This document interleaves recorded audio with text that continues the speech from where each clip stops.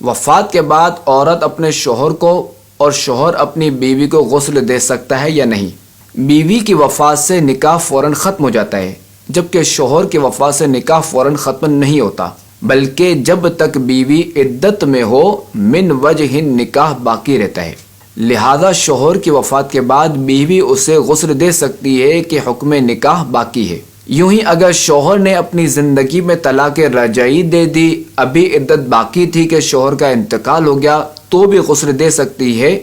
کہ طلاق رجعی کے بعد عدت گزرنے سے پہلے مل کے نکاح ختم نہیں ہوتی۔ البتہ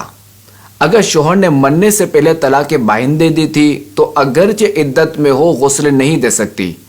کہ طلاق بائن نکاح کو ختم کر دیتی ہے، اور چونکہ بیوی کی وفات سے نکاح ختم ہو جاتا ہے لہذا شوہر اپنی بیوی کی وفات کے بعد اسے غسل نہیں دے سکتا اور نہ ہی بلا حائل اس کے جسم کو ہاتھ لگا سکتا ہے،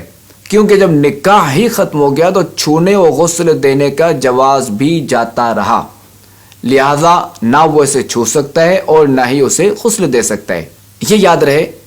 بیوی کی وفات کے بعد شوہر کو صرف غسل دینے اور بلا حائل چھونے کی ممانعت ہے، باقی